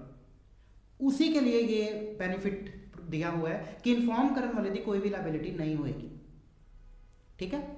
नो लाइबिलिटी सिविल और criminal shall be incurred by any person for giving in good faith of the information for the purpose of subsection 1। Good faith दे रहे हैं, ठीक है। ये सब रीड करने वाले करते जाओ। शशिकांत सेक्शन 5 देखो अगे, ये पुलिस ऑफिसर की ड्यूटी है अगो। हाँ रीड करो। Duty of police officers, service providers and magistrate. A police officer, protection officer, service provider or magistrate who has received a complaint of domestic violence or is otherwise present at the place of an incident of domestic violence or when the incident of domestic violence is reported to him shall inform the aggrieved person of a right to make an application for obtaining a relief by way of a protection order, an order for monetary relief, a custody order, a residence order, a compensation order, or more than one such order under this act. ਇਹ ਸਾਰੇ ਜਿਹੜੇ relief ਹੈ ਨਾ, monetary relief, protection order, custody order, residence order, compensation order, basically 5 ਹੈ। ਇਹ mains ਲਈ ਬਹੁਤ important ਹੈ, ਠੀਕ ਹੈ। Of the availability of services of service providers. C. Of the availability of services of the protection officers. D. Of a right to free legal services under the Legal Services Authorities Act 1987. E. Of a right to file a complaint under section 498A of the Indian Penal Code wherever relevant. Provided that. ਅੱਛਾ, ਮੰਨ ਲਓ domestic violence ਹੋਈ ਤੇ 498A ਕਰੂਐਲਿਟੀ ਦਾ charge plus DV act ਦੇ under ਕਿਆ ਦੋਨੋਂ prosecution ਨਾਲ ਚੱਲ ਸਕਦੀ ਹੈ? whether the criminal case under section 498A of IPC which provides for cruelty and the release under the DV Act can run simultaneously. ਨਾਲ ਦੀ ਨਾਲ ਫਾਈਲ ਹੋ ਸਕਦਾ ਹੈ? ਹੋ ਸਕਦਾ, ਕਰਦੇ ਹੋ ਸਰ। ਬਿਲਕੁਲ ਹੋ ਸਕਦਾ ਹੈ, ਕਿਉਂਕਿ this act is in addition to other laws not in derogation. ਆਪਾਂ ਪੜ੍ਹੀਏ ਨਾ ਗੱਲ, ਠੀਕ ਹੈ। ਥੋੜਾ ਐਕਟਿਵ ਰਿਹਾ ਕਰੋ ਕਲਾਸ 'ਚ, ਕੁਇਕ ਇੱਕਦਮ ਆਨਸਰ ਦੇਣਾ ਹੈ। अगर गलत भी हो गए तो डोंट वरी, करेक्ट कर दिया जाऊगा। Provided that nothing in this act shall be construed in any manner as to relieve a police officer from his duty to proceed in accordance with law upon receipt of information as to the commission of a cognizable offence. अब ये क्या कह रहे हैं प्रोवाइसो में? अच्छा, ये answer जिसने दे दिया मैं समझ जाऊंगा कि वो ठीक है, अच्छा स्टूडेंट है। What is the meaning of proviso? ਕਿ ਜਿਹੜਾ ਪੁਲਿਸ ਆਫੀਸਰ ਆ ਉਹ ਲਾਅ ਦੇ ਹਿਸਾਬ ਨਾਲ ਪ੍ਰੋਸੀਡ ਕਰੂਗਾ। Cognizable offence. ਪਰ ਇੱਥੇ ਤਾਂ ਨਥਿੰਗ ਤੋਂ ਸਟਾਰਟ ਹੋ ਰਿਹਾ, provided that nothing in this act shall be construed in any manner. Construed ਦਾ ਮਤਲਬ ਉਹ ਕੀ ਹੁੰਦਾ? ਇੰਟਰਪ੍ਰੀਟਡ। ਉਹਨੂੰ ਰਿਲੀਵ ਨਹੀਂ ਕਰੂਗਾ ਉਹਦੀ ਡਿਊਟੀ ਤੋਂ। ਹਾਂ। ਕਿਸ ਤਰ੍ਹਾਂ ਦੇ ਬਾਕੀ ਹਾਂ, ਬਾਕੀ ਜੋ ਉਹਦੀ ਡਿਊਟੀ ਹੈਗੀ ਹੈ ਕਰਨੀ। तो मतलब only Shashikant is serious, he is good boy. देखो नॉर्मली मान लो कोई कॉग्निजेबल ऑफेंस कमिट होता है, उस टाइम ते पुलिस ऑफिसर की ड्यूटी होंगी? अरेस्ट करे अगर उत्ते प्रेजेंट है। अब ये सेक्शन में बेशक उन्होंने ये बात नहीं बोली पुलिस ऑफिसर के बारे में, बट डज दैट मीन कि क्या पुलिस ऑफिसर के सामने कोई डोमेस्टिक वायलेंस का एक्ट कमिट हो रहा है और पुलिस ऑफिसर को ऐसा लग रहा है कि वो कॉग्निजेबल है तो वो कोई अरेस्ट नहीं करेगा? नहीं, वो फिर भी अरेस्ट करेगा। क्वेश्चन समझ आया? तो इसका मतलब ये है कि पुलिस ऑफिसर रिलीव्ड नहीं है। The police officer, nothing in this section shall relieve the police officer from his duty to proceed in accordance with the law upon receipt of information. ਇਹ ਕਿਹੜੇ ਲਾਅ ਦੀ ਗੱਲ ਕਰ ਰਹੇ ਹੈ? CRPC। ਉੱਥੇ ਹੀ ਹੈਗੀ ਪੁਲਿਸ ਦੀ ਪਾਵਰਸ, ਜਾਂ ਮੰਨ ਲਓ ਪੁਲਿਸ ਐਕਟ 'ਚ ਹੋਣਗੀਆਂ ਵੱਧ ਤੋਂ ਵੱਧ। As to the commission of a cognizable offence, ਜੋ ਚੀਜ਼ਾਂ ਪੁਲਿਸ ਆਫਿਸਰ ਕੋਗਨੀਜ਼ੇਬਲ offence ਦੀ ਕਮਿਸ਼ਨ ਦੇ ਉੱਤੇ ਕਰਦਾ ਹੈ। ਕੀ ਕਰਦਾ ਪੁਲਿਸ ਆਫਿਸਰ ਕੋਗਨੀਜ਼ੇਬਲ offence ਦੀ ਕਮਿਸ਼ਨ ਹੋ ਜਾਵੇ?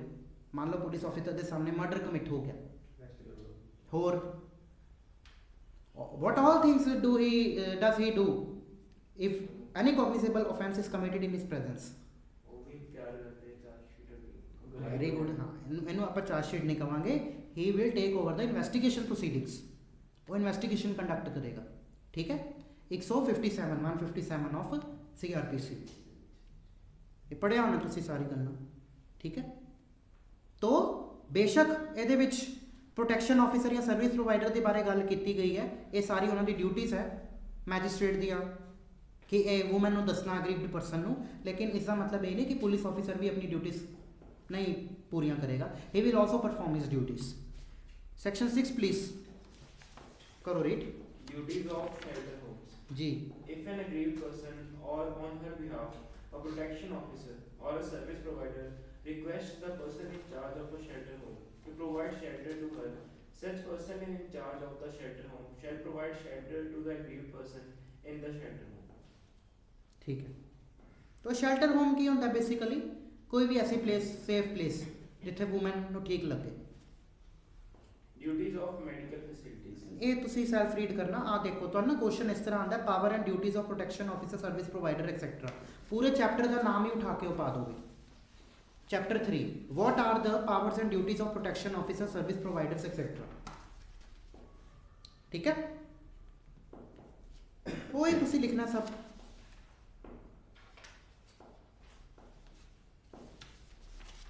Just a second, let me see कुछ और रह गया होगा ਤੁਹਾਡਾ।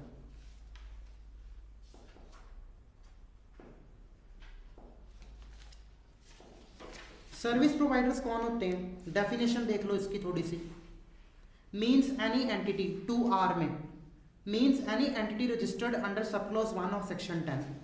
देखो सेक्शन 10 का clause 1, service providers. Subject to such rules as may be made in this behalf any voluntary association registered under the societies registration act or a company registered under the Companies Act or any other law for the time being in force with the objective of protecting the rights and interests of women by any lawful means, including providing of legal aid, medical, financial or other assistance, shall register itself with the state government as a service provider for the purposes of this act। तो ये service provider होंगे। क्या ये NGO हो सकता है? Can this be an NGO? Supreme court held that service provider can never be an NGO, कभी भी नहीं हो सकता। नॉन गवर्नमेंटल ऑर्गेनाइजेशन नहीं हो सकती, ठीक है, नहीं हो सकती है, सुप्रीम कोर्ट का ऐसा कहना है। तो ये लिख लो,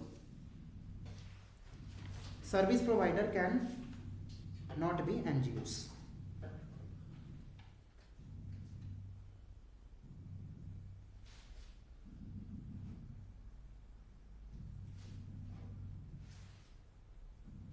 अच्छा सी सैक्शन 17 रीड किया, आई थिंक आया भी सीगा कमेंट किसी स्टूडेंट का।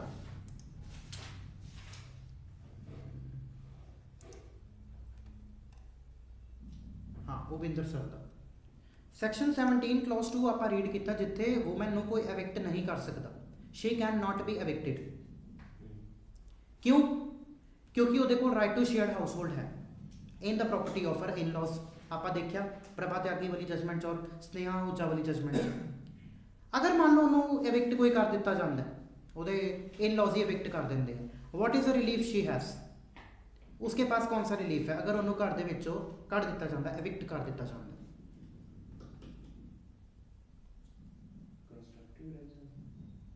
नहीं, वूमैन दे कोल right to shared household है, अपने इन लॉज की प्रॉपर्टी च भी है। अगर उन्होंने इन लॉज घरों एविक्ट कर देंगे, कढ़ देंगे घरों बाहर, what is the relief she has, उसके पास कौन सा रिलीफ है? डोमेस्टिक वायलेंस एक्ट ने तो उसको राइट दे दिया, लेकिन मान लो उसको घर से निकाल दिया जाता है, what relief does she has? Upinder sir very correct, section 6 of specific relief act होंगे ना, पोजेशन सूट। वो जो SRA पढ़ावांगे ना फिर आप डिस्कस करांगे। उसका पढ़ा SRA, सो आप क्लासेस नहीं लगाओगे फिर। ठीक है, हाँ जी, और अच्छे से क्लैरिटी मिलेगी। नहीं, जो आपके प्रीवियस टीचर्स थे उन्होंने भी बहुत अच्छा पढ़ाया, मैंने देखा हुआ है उनका भी। तो I will not allow double course in my class, ठीक है। आपका फिर टेस्ट ही होगा SRA के जितने लेक्चर्स होंगे। ठीक है, चलो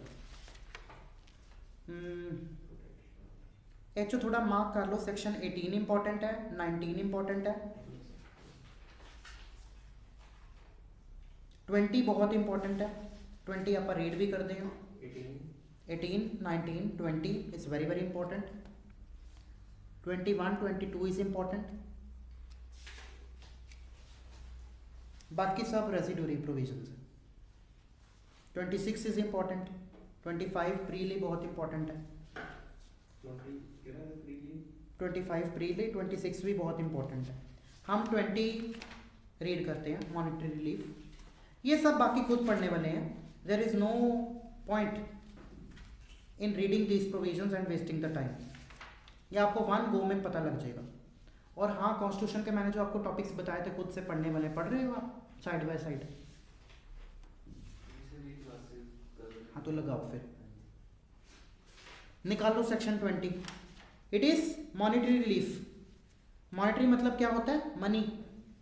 तो यहाँ पे इसको मॉनिटरी रिलीफ मिलता है, 125 में भी मिलता है वाइफ को, HM में भी मिलता है, हामा में भी मिलता है, ठीक है। और कहाँ मिलता है? फैमिली कोर्ट्स एक्ट में भी मिलता है, काफ़ी जगह मिलता है इसको।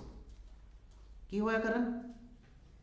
सर ਸਾਡੇ ਇਹ ਵੀ ਵਿੱਚ ਇੱਕ ਕੁਐਸਚਨ ਆ ਰਿਹਾ ਉਹ ਇਹ ਡੋਮੈਸਟਿਕ ਵਾਇਲੈਂਸ ਦਾ ਕੁਐਸਚਨ ਨੰਬਰ 25। चलो एनीवेज आप पहले 20 रीड कर दें। Monetary reliefs while disposing of an application under 12(1) 12(1) तो पता ही है एप्लीकेशन फाइल होंगी है। The magistrate may direct the respondent. Respondent मतलब कौन? वो तो स्टक डाउन हो गया। It can be male also or female also. Accuse नहीं कहेंगे पर रिस्पोंडेंट ही कहेंगे। अक्यूज्ड क्रिमिनल लॉ होता है, it is quasi criminal. Direct the respondent to pay monetary relief to meet the expenses incurred and losses suffered by the aggrieved person and any child of the aggrieved person as a result of the domestic violence. So, aggrieved person ਨੂੰ ਅਲੱਗ ਮਿਲੂਗੇ monetary relief, ਉਹਦੇ child ਨੂੰ ਅਲੱਗ ਮਿਲੂਗੇ monetary relief। ਇਹ ਹੋਰ ਗੱਲ ਆਪਾਂ ਕਿੱਥੇ ਪੜ੍ਹੀ ਸੀ? ਜਿਹ 'ਚ ਵਾਈਫ ਨੂੰ ਅਲੱਗ ਰਿਲੀਫ ਮਿਲਦੇ ਆ ਔਰ ਚਿਲਡਰਨ ਨੂੰ ਅਲੱਗ ਰਿਲੀਫ ਮਿਲਦਾ। 1986 ਐਕਟ 'ਚ ਕਿਹੜੀ ਜਜਮੈਂਟ ਸੀਗੀ ਇਹਦੀ ਫੇਮਸ? शशिकांत डबल जीओ पार्टी। नहीं भूपिंदर सर मैं प्रोसिक्यूट नहीं कर रहा वो तो डबल जीओ पार्टी होता है। चलो और कहाँ पढ़ा था हमने? हाँ 1986 एक्ट जी मुस्लिम वूमेन नू मिलती है और मुस्लिम वूमेन अपनी चाइल्ड के वास्ते भी सैपरेटली हसबैंड के कोलों क्लेम कर सकती है। इसके ऊपर कौन सी जजमेंट थी? नूर सबा खातून वाली। But not limited to loss of earnings, the medical expenses, the loss caused due to destruction, damage or removal of any property from the control of the aggrieved person and the maintenance for the aggrieved person as well as her children if any, including an order under or in addition to order for maintenance under section 125 CRPC। so in addition लिखता ना उन्होंने, or any other law for the time being in force जिमें कि HMA, हामा, family court act वो सब हो गए थे। under any other law। clause 2 देखो, the monetary relief granted under this section shall be adequate, fair and reasonable and consistent with the standard of living to which the aggrieved person is accustomed। ये guideline है, ये हर जगह होंगी है।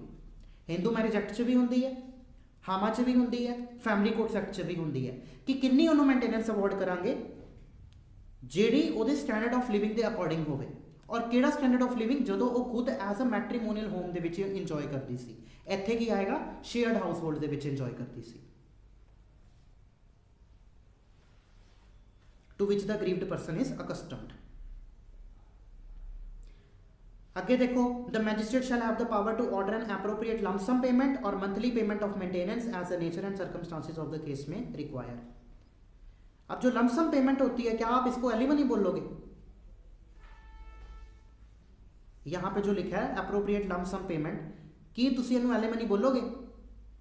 will you call it alimony?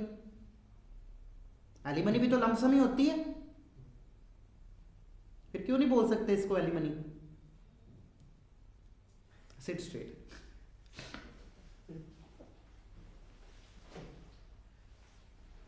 Lump sum amount is alimony और monthly maintenance is maintenance इम्प्लिसिटर।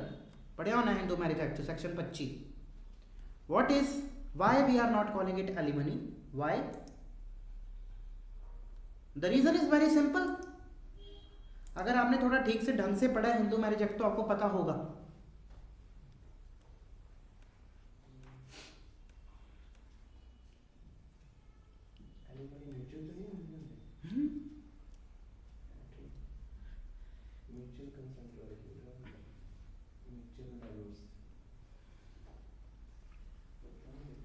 मतलब तुसी attentively क्यों नहीं स्टडी कर रहे? मैंने खुद नहीं समझ आ रहा है। आपको पता है हिंदू मैरिज एक्ट कितनी हाई वेटेज रखता है आपके एग्जाम में? और सीधा क्वेश्चन आता है एक सेक्शन 16 चो, 13 20 चो और 24 25 चो। अच्छा 13 च नहीं देंगे, जुडिशियल सेपरेशन च नहीं देंगे।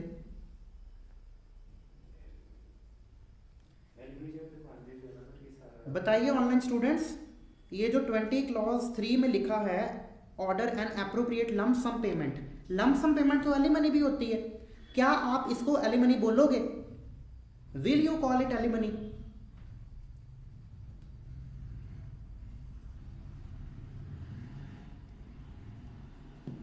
Very bad. आप बताओ। सर मैं अंदाज आ गया sir answer. No it is not, alimony is for her maintenance. ये नवी गल की उपिंदर सर ने, ये तो मैनू भी पढ़ना पड़ेगा। Alimony is for maintenance.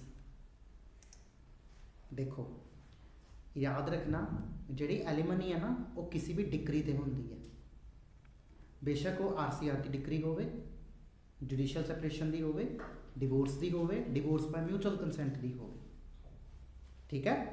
Degree पे आपको एलिमनी मिलती है या परमानेंट मेंटेनेंस मिलती है। यहाँ पे क्या आपको डिग्री हो रही है DV एक्ट में, यहाँ आपको ऑर्डर होता है रिलीफ का, तो यहाँ पे एलिमनी हम इसको नहीं बोलेंगे। Alimony is for her maintenance. काफी डेप्थ वाली गल कही है उदिंदर सर ने। नहीं वो तो ठीक है, एलिमनी तो होंदी ओदी मेंटेनेंस वास्ते है, बट मैं जो पूछया ओदा आंसर ये थोड़ी होता है। होगा। आपको 4 प्राइमरी रिलीफ पता होंगे हिंदू मैरिज एक्ट के, section 9 RCR, section 10 judicial separation, section 11-12 nullity की डिग्री, वॉइड वॉइडेबल नल्टी की degree, section 13 divorce degree, section 13B divorce पर म्यूचुअल कंसेंट की डिग्री।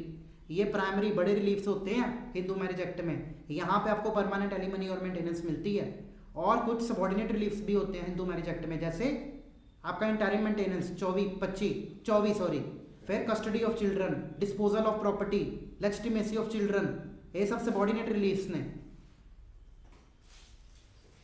ਵੱਡੇ ਰਿਲੀਫਸ ਦੇ ਨਾਲ ਸਾਈਮਲਟੇਨੀਅਸਲੀ ਇਨਸੀਡੈਂਟਲੀ सबॉर्डिनेट ਰਿਲੀਫਸ ਚੱਲਦੇ ਹੈ। ਡਿਗਰੀ ਹੋਏਗੀ ਤਾਂ ਤੁਹਾਨੂੰ ਛੋਟਾ ਰਿਲੀਫ ਮੇਨਟੇਨੈਂਸ ਦਾ ਮਿਲਣਾ ਜਾਂ ਐਲਿਮਨੀ ਦਾ ਮਿਲਣਾ, ਤਾਂ ਤੁਹਾਨੂੰ ਛੋਟਾ ਰਿਲੀਫ ਕਸਟਡੀ ਆਫ ਚਿਲड्रन ਦਾ ਮਿਲਣਾ। ਪਰ ਇੱਥੇ ਜ਼ਰੂਰ ਉਹਨੂੰ ਕਹਿੰਦੇ ਤੁਸੀਂ ਆਰਡਰ ਹੋ ਰਿਹਾ। हाँ तो इतने फिर मैं बोले नहीं एलिमनी, हम इसको लमसम पेमेंट ही बोलेंगे। It will not be called as alimony.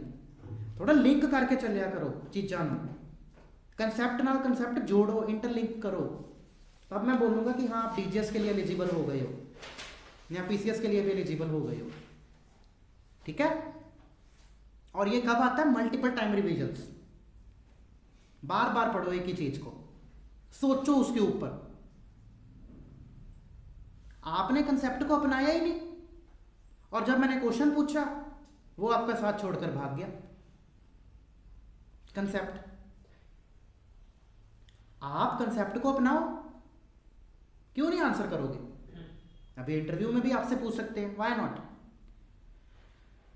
The magistrate shall send copy of order for monetary relief made under subsection 1 to the parties to the application, parties मतलब दोनों ਨੂੰ जाएगा, respondent ਨੂੰ भी, grieved person ਨੂੰ भी, and to the in charge of the police station within the local limits of whose jurisdiction the respondent resides. Who is called as the in charge of police station? ये आपका CRPC का question है। यहाँ लिखा है ना, to the in charge of the police station. Who is the in charge of the police station? कौन होता है?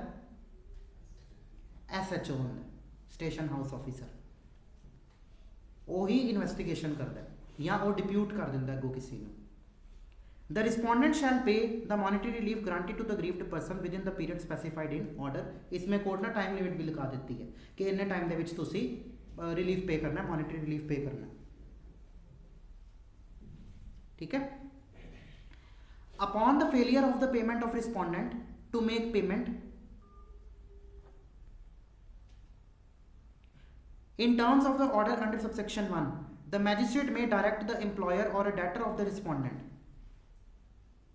to directly pay to the aggrieved person or to deposit with the court a portion of the wages or salaries or debt due to or accrued to the credit of the respondent, which amount may be adjusted toward the monetary relief payable by the respondent. अब ये क्या कह रहे हैं? पढ़ो इसको और सोचो। रिस्पोंडेंट ने पेमेंट नहीं करी, हाँ, मजिस्ट्रेट इसको एम्प्लॉयर को डायरेक्ट कर सकता है कि जो सैलरी उस बंदे को देनी है उसमें से इसका मॉनेटरी रिलीफ काट के इसको दे दे वापस की सैलरी अटैच कर सकता। हाँ ठीक है। CPC ਦੇ ਨਾਲ अगर थोड़ा ਇਹਨੂੰ लिंक करो तो एक कंसैप्ट आंदा हैगा गार्निशी ਦਾ। गार्निशी भी यही चीज़ होंदी है। मान लो जजमेंट डैटर जिहदे अगेंस्ट डिक्री पास हुई है वो नहीं पे करता पिया अमाउंट ऑफ द डिक्री जो भी डिक्रीटल अमाउंट हैगी है ते जजमेंट डैटर का जो डैटर है हाँ जजमेंट डैटर ने किसी होर थर्ड परसन तो पैसे लिते हुए है तो कोर्ट वो थर्ड परसन को डायरेक्ट करेगी कि तुसी डिक्री होल्डर को पेमेंट कर दो तो that third person will be called guarantee कितनी अमाउंट अटैच होंदी है ये आप सीपीसी च करांगे बहुत बड़ा कंसैप्ट है कितनी अमाउंट अटैच होंदी है 1/3 गार्निशी वाली गार्निशी नहीं अटैचमेंट ऑफ द सैलरी काफ़ी वड्डी मतलब काफ़ी बड़ा थोड़ा टॉपिक है टेक्निकल और चिप गल हैगी याद रखने वाली हरियाणा च हर साल है कुछ क्वेश्चन पूछते हैं हरियाणा जो डिस्ट्रिक्ट एवरी ईयर प्री च ये वाला कितनी अमाउंट ऑफ सैलरी आपने अटैच करनी है सेक्शन 6 टीपीए विच बार नहीं है हाँ बिल्कुल यस ये भी पढ़ना थोड़ा ठीक लिख रहे हो पिंदर सर भी which property can not be transferred ठीक है एनी वो है ना अच्छे शायद attachable portion of the salary can not be transferred इस तरह है कुछ कर याद है मैंने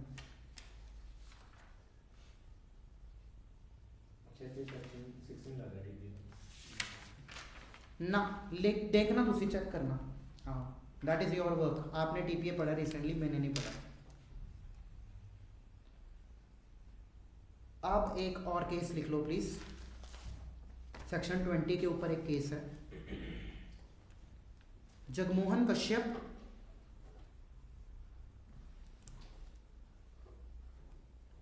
versus government of NCT Delhi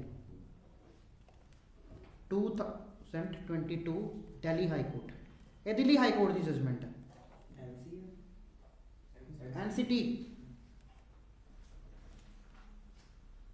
of Delhi I went to Mahakaleshwar Ujjain MP that is why I have taken off ठीक है एंड फर्दर आगे भी गया था मैं ओमकारेश्वर खांडवा नर्मदा रिवर बहुत होती है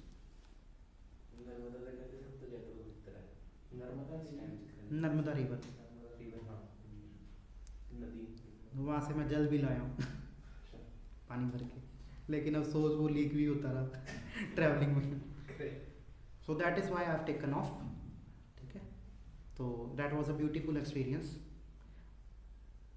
वहाँ के टेम्पल की वाइब भी बहुत स्ट्रॉन्ग है आप जब वहाँ एंटर करते हो ना कभी जाके आना तो एक तो पूरी बॉडी ते रोंगटे खड़े हो जाते हैं वो भी देखी बस मारती भी देखी उत्थे तो औरा देखने वाला है और हार्ट बीट तेज हो जाती है इंसान की मगर फिर रात को स्टे नहीं करना चाहिए जो राजा लेवल का हैगा पर्सन हाँ वो नहीं स्टे करना चाहिए मतलब मान लो कोई चीफ मिनिस्टर या प्राइम मिनिस्टर हैगा जो आज दी डेट च राजा हैगा ना ऐसा मन्निया जाता है it is a myth there myth you can say or fact there कि वो अगर उत्थे रुकेगा तो ਉਹਦੇ ਨਾਲ कोई अनहोनी हो सकती है उज्जैन फिर वी वेंट टू काल भैरव टेम्पल ऑल्सो जहाँ पे जो वाइन होती है उसका भोग लगता है शराब तामसिक है वो आई सी द अघोरी ऑल्सो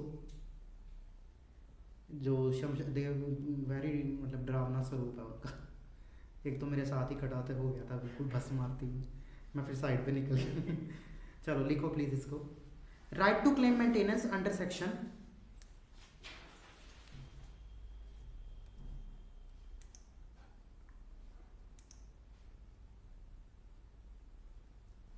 हाँ जी उपिंदर सर आ रही हैं right to claim maintenance under section 125 CRPC and Domestic Violence Act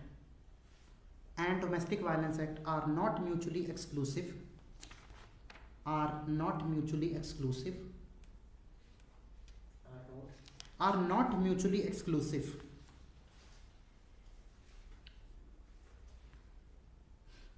full stop maintenance granted by one court will be factored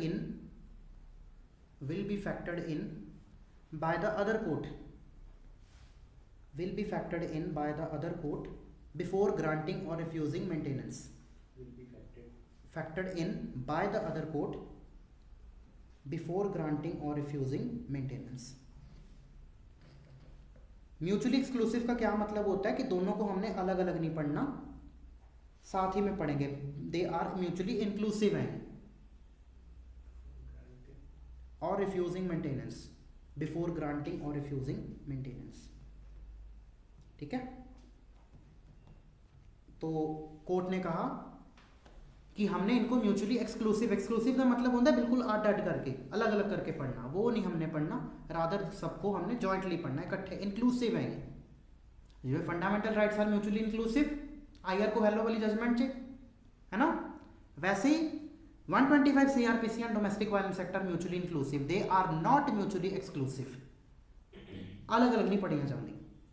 ये PCS का फेवरेट क्वेश्चन होता है उसमें, एविडेंस एक्ट में, पंजाब जुडिशरी का सर्कमस्टांशियल एविडेंस पे होता है कि the evidence should not be mutually exclusive also and should not be mutually inclusive also. तो वो तो एविडेंस से सर करवाओगे, शरद बीर दी शारदा वाली judgement, very very wonderful judgement. कोई नहीं हो करियो। Sharad Birdhichand Sarda versus state of Maharashtra, ठीक है। तो हमने जब कोर्ट ने 125 CRPC में मेंटेनेंस देनी है और DV एक्ट में मेंटेनेंस देनी है, दोनों को कंसीडर किया जाएगा, दोनों की अमाउंट को कंसीडर किया जाएगा। So from my side your DV act is over now, it stands completed. ये नहीं पता हमें। Rest of the provisions you have to read yourself. कोई भी प्रॉब्लम आई मेरे से पूछना, ठीक है। कंपनसेशन मॉनेटरी ऑर्डर्स काफ़ी प्रैक्टिस से बिच होता है ना, ता करके इंपॉर्टेंट भी है। और कल से फिर हम क्या स्टार्ट करें, NIA करें, नेगोशिएबल इंस्ट्रूमेंट्स एक्ट करते हैं, ठीक है। और do you want to take off for tomorrow, from Monday you want to start, कल से ही करते हैं, ठीक है। सर एक ट्रिप सानू भी ले जाओ। हाँ चलो उपिंदर सर, इस बारी फ्लाइट में चलेंगे। वो 1200 किलोमीटर दूर पै जाता है इथों। हाँ 2 दिन लग गए सानू ट्रेन 'च, 1.5 कुछ दिन ट्रेन 'च। फिर अगों असी, साडी ट्रेन इत्थों नहीं सीगी ना, लुधियाने तो सीधी नहीं मिली, दिल्ली तो सी साडी ट्रेन। पहले इत्थों दिल्ली गए, दिल्ली तो फिर ट्रेन 'च उज्जैन गए। MP स्टेट इज वो है, थोड़ी पुअर स्टेट है वो। मैं उपिंदर सर ना पता नहीं कि क्यों ऐसा करते हैं, स्टॉप कर दिया है ना। तो मैं क्या should share this with you my experience कि मैं 3 डेज के लिए क्यों ऑफ था। I went to Mahakal Ujjain, Mahakaleshwar, Omkareshwar, Mamleshwar, Karkoteshwar, बहुत सारे शिवलिंग देखे हमने। काल भैरव टेम्पल, वो जो सती माता थी उनकी जहाँ जीभ गिरी थी वो जगह देखी, जहाँ एल्बो गिरी थी वो जगह देखी, गढ़ कालिका टेम्पल है, और काफ़ी जगह देखी हमने। और भी बहुत कुछ था, नर्मदा रिवर, बोटिंग की ठीक है। सो छुट्टियाँ पड़ेगी तो घूम के आना कभी, लेकिन considering your prime motive to be your studies, ठीक है। ये है कि तुसी 20 दिन 25 दिन महीना बहुत खूब डट के पढ़ लिया, उस तो बाद कोई 2 कुछ दिन की ब्रेक ले ली, किसी पार्टी ते किसी फंक्शन ते होए जचदा है, ये गल ठीक लगती है। बट ये नहीं कि तुसी पढ़ो ही ना और पार्टी से फंक्शन से घूमन फिरन की टिप्स लगाई जा रहे हो, that is not acceptable from your part as a student of law. Sir domestic violence Punjab च तो नहीं आंदा? नहीं पंजाब च नहीं आंदा, दिल्ली च। मान लो कर को वो रूल अमेंड करके अभी रूल्स अमेंडमेंट में गए हुए हैं, हाँ ये जो न्यू लॉज हैं जुडिशरी के सिलेबस में, वो न्यू लॉज जो अमेंड करने हैं BNS, BSA, BNSS, उन्होंने इंट्रोड्यूस कर रहे, हो सकता है पॉक्सो DV एक्ट भी पा दें, sexual harassment at work place act भी पा दें, NIA भी पा दें। बैटरी है थोड़े लिए तुसी पढ़ रही हो तो माइनर लॉस। सर मैं गोवा वाल दा देखिया सी ਜਿਹੜੀ ਹੈ ਇਹਨਾਂ ਦਾ ਤਾਂ ਬਹੁਤ ਛੋਟਾ ਹੁੰਦਾ सिलेबस। ठीक है, फिर गोवा ही अप्लाई कर लो, जज तो जज होता है ना। MP का पेपर भी काफ़ी इजी आता है, आप देखोगे ना प्रीवियस ईयर पेपर्स, मैंने आपको बताया वो सिंगल्स की बुक लो, टॉपिक जिस तरह कंप्लीट हो गया।